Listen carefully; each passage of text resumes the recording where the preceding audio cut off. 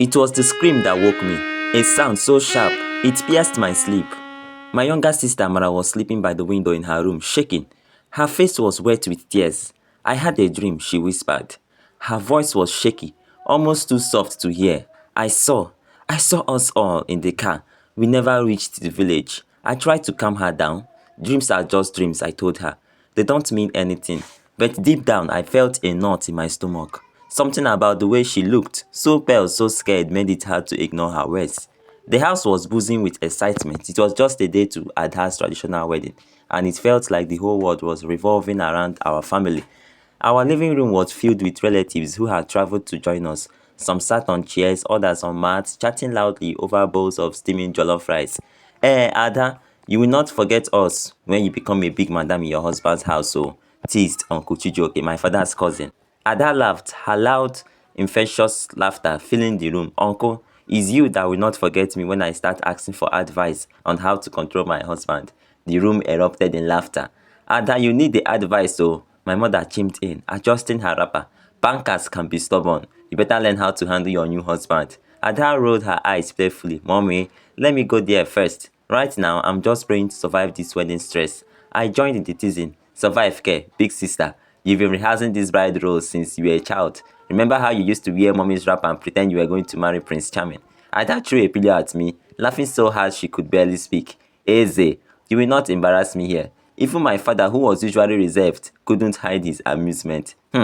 Ada, it's good you are finally getting married. Now the burden of feeding you will be someone else's problem. Daddy, Ada exclaimed, feigning shock. You mean all those times I cooked and cleaned? It wasn't enough to pay for my food? The room roared with laughter again.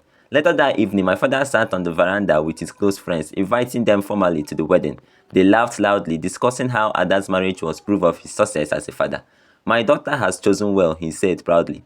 Obinna is not just a banker, he's a good man. He has respect and vision. This is what matters most. One of his friends nodded in agreement, true talk, and she will make a fine wife. Ada had always been disciplined. As they spoke, my father's phone rang. It was another relative calling from the village. Ah, yes, Chike, he said, his voice booming with excitement. You have arrived? Wonderful. Make sure everything is set at the compound. We will leave early tomorrow morning. Don't forget to slaughter the goat, oh. This is not a small event. When he hung up, he turned to us with a grin. Your Uncle Chike says everyone is already gathered in the village. They are waiting for us. This wedding will be the talk of the town. The night before we traveled, Ada called all of us into her room. She sat cross-legged on the bed, her white dress draped over a hanger by the window. Promise me one thing, she said, her face unusually serious. What is it? Amara asked. Promise me you all will dance at the wedding tomorrow. I don't care if you know the steps or not, just dance. We laughed, even Daddy. I teased. Yes, even Daddy, Ada insisted. He can just move his shoulders if he wants. But I want everyone to have fun. Deal? We all agreed, though Amara looked distracted. She hadn't spoken much since her dream. The morning of the trip was lively. My mother went around the house, double-checking everything. Eze, where are the plantains? Don't tell me you forgot to pack them, she shouted from the kitchen. They are already in the car, mommy, I replied, rolling my eyes. Ada came out of her room, looking radiant. So, how do I look? You look like a bride, my father said with a proud smile. No, Amara whispered under her breath, you look like an angel. Ada laughed. I'll take that as a compliment. We loaded the car. My father drove, with my mother in the passenger seat. Ada sat in the middle with me and Amara on either side. My younger brother Chike sat at the back with our bags. The car was packed, but no one cared. We were all excited to hit the road. The first part of the journey was smooth. We sang songs, told jokes, and talked about the wedding. Ada kept teasing me, saying I should be next to get married. I laughed and told her to focus on her big day. Then it happened. We were on a long stretch of road, surrounded by thick bushes on both sides. A truck appeared out of nowhere, swerving wildly. My father tried to avoid it, but the road was too narrow. The last thing I heard, and I remember, was the sound of metal crashing, the screams and the world turning upside down. When I woke up, everything was wrong. The world around me was spinning, my ears ringing so loudly I could barely think.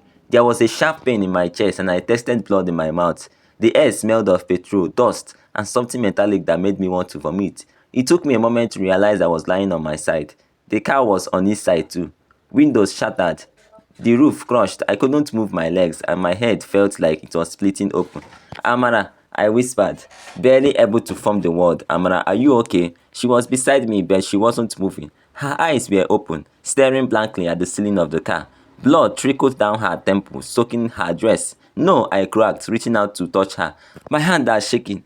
Amara, please, wake up. Don't do this to me. I turned my head to the front seat. My father was slumped over the steering wheel, blood pooling beneath him. My mother's hands were stretched toward him, her eyes closed as if she had fallen asleep. Ada, I screamed. I couldn't see her face, but her arm dangled lifelessly beside me.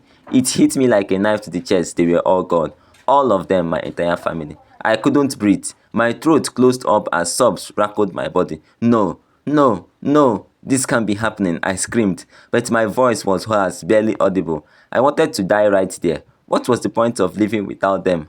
What was I supposed to do now? I closed my eyes, wishing I could slip away, wishing I could join them. Then I heard it, a faint sound like a buzzing in the distance, a phone. Someone's phone was ringing, over and over. The sound cut through the silence, dragging me back to reality. I realized it was my father's phone, still in his pocket. It must have been a relative wondering why we haven't arrived. I couldn't reach out. My hands were too weak, pinned by the crushed metal. The ringing stopped, but a few moments later, my own phone began vibrating in my pocket. With trembling hands, I managed to pull it out. The screen was cracked, but I could see the name. It was Uncle Chike. I answered, my voice barely above a whisper. Hello, Eze, where are you people? Everyone is here waiting, he said cheerfully. The words caught in my throat. How could I say it? How could I tell him? Uncle, I managed to croak, my voice breaking. There has been an accident. The car crashed. There was silence on the other end. Then his voice came back, shaky and filled with panic. What are you saying? Are you okay? Where is your father? Where is Ada? I couldn't stop the tears. They are gone, I whispered. All of them. Daddy, Mommy, Amara, Ada. They are all gone. I heard the phone dropped, followed by wailing in the background. Someone else picked up. It was my aunt. Eze, what do you mean? Please tell me it's not true, she cried. It's true, I said, my voice hollow. The truck, it hit us. They are all gone. Her scream pierced through the phone and I dropped it, unable to bear the sound. More calls came, my father's friends, relatives from the village. Each time I told them, it felt like ripping open a fresh wound. Each scream, each cry on the other end was like a dagger to my heart.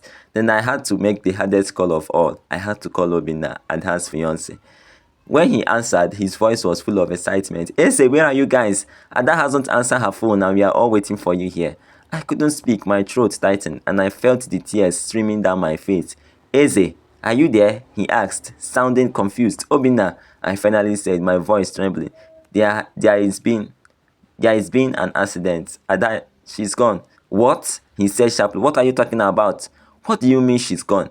She's dead, I whispered. There was silence. For a moment, I thought the call had disconnected. Then I heard him gasp, followed by a choked sob. No, no, this can't be true. Please, Eze, tell me you are lying, he begged, his voice breaking. I'm sorry, I said, my tears falling uncontrollably. I'm so sorry. His cries were loud, raw, and filled with pain. I dropped the phone again, unable to listen anymore. When the rescue team finally arrived, they pulled me out of the wreckage. My legs were broken, my ribs cracked, but I didn't care. The pain in my body was nothing compared to the pain in my heart. I watched as they brought out the bodies one by one, covering them with white sheets. My mother, my father, Amara, Ada. I felt like I was dying inside. I wanted to run to them to hold them, to tell them I was sorry for surviving when they didn't. At the hospital, I stared at the ceiling, refusing to speak. The calls kept coming, but I couldn't answer anymore. All I could think about was my family, their laughter, their voices, their dreams. Now the house is empty. My world is empty. Every time I close my eyes, I see their faces, hear their laughter, and every time I open them, I'm reminded that they are gone. What am I living for now? What is left of me? Please do not forget to subscribe to my channel if you haven't, in order to get notified when we upload our subsequent videos.